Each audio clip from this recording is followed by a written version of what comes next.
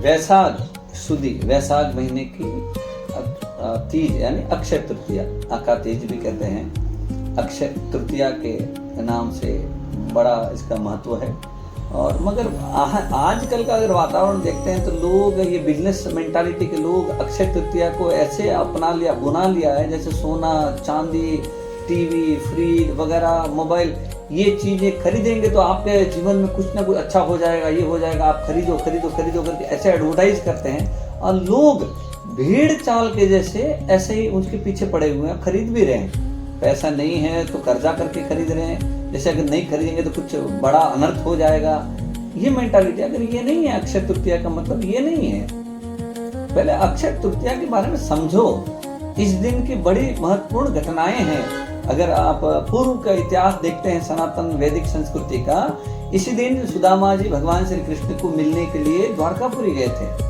तो कितनी बड़ी लीला है ये भगवान की और सुदामा जी की। और इसी दिन भगवान परशुराम जी का भी अवतार हुआ था। क्यों हुआ था अवतार उनका? क्योंकि क्षत्रिय अपना जो धर्म था, राज कार्य था, वो भूल गए थे। यानी लोगों की सेवा करना, लोगों के कल्याण के लिए क्षत्रिय सदैव तत्पर रहते थे।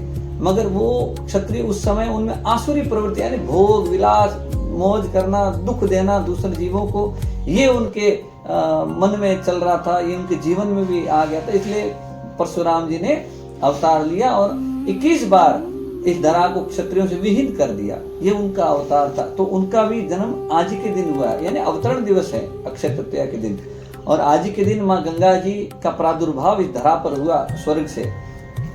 और आज ही के दिन पांडवों को भगवान सूर्य से अक्षय पात्र मिला। अक्षय पात्र पता है ना, कि जितना चाहिए उनको भोजन उससे प्राप्त होता था, वो अक्षय पात्र। और आज ही के दिन महाभारत ग्रंथ की रचना भी की गई भगवान गणपति के द्वारा और वेद व्यास जी के द्वारा। आज ही के दिन हुआ था वो भी।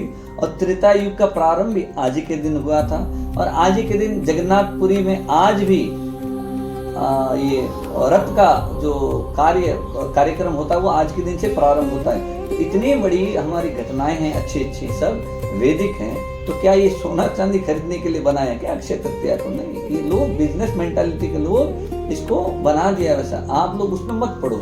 आज के दिन क्या करना है हमें? अगर हमारा वाकई में उद्धार होना है तो भौतिक समस्याएं हैं, भौतिक दुख से भी अगर कोई जीव जूझ रहा है तो उसको भी अगर समाधान चाहिए तो वो नाम का आश्रय ले ले, भगवान के नाम का निरंतर जप करे।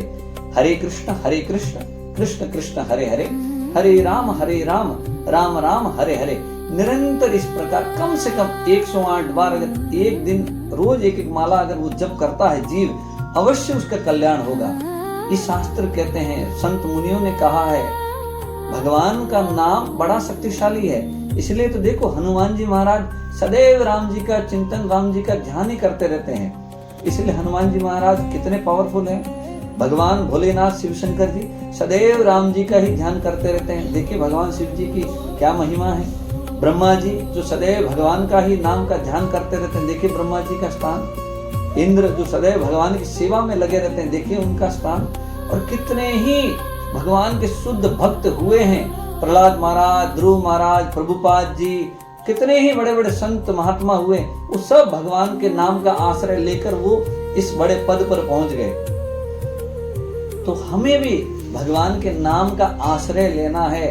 अगर हमें इस जीवन से, दुख से, कष्टों से बाहर निकलना है तो भगवान के नाम का आश्रय लो।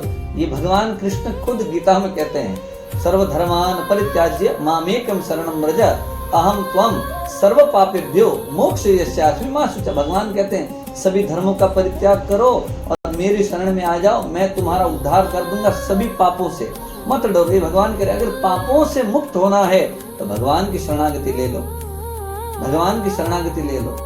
अगर तो ये अक्षय तृतीया के दिन, आज के दिन हम सब ये संकल्प करें कि कम से कम एक माला का तो जाप अवश्य करेंगे और भगवान की कथा, लीला, गुण, रूप इत्यादि का हम श्रवण करेंगे, अध्ययन करेंगे, साधु संग करेंगे, सत्संग में जाएंगे, भगवान के दर्शन करेंगे, गौ माता की सेवा करेंगे, वृंदे देवी तुलसी महारानी जी की सेवा करेंगे। ये सब हमारे जीवन में हम लाएंगे। आज के दिन से हम प्रारंभ करेंगे। ये संकल्प कर लो आज के दिन। तो ये अगर आपके जीवन में बढ़ गया, भक्ति बढ़ गई, भगवान के नाम के प्रति आपका प्रीति बढ़ गया, इससे ज्यादा और कोई भला होने वाला है ही नहीं, यही भलाई का काम है। तो आज से आप संकल्प कर लो, क्योंकि कलयुग केवल नाम आधारा, हरेर नाम हरेर नामैव केवलम, कलो नास्तिव नास्तिव नास्तिव गतिरन्यता। 3 बार कहा है, नास्तिव नास्तिव नास्तिव गतिरन्यता, यानी इसके सिवाय कोई और रूट नहीं है बचने का। तो देर मत करो, आज से ही प्रारंभ करो, संकल्प करो और भगवान की भक्ति सेवा में अपने जीवन को लगा दीजिए। हरे कृष्णा।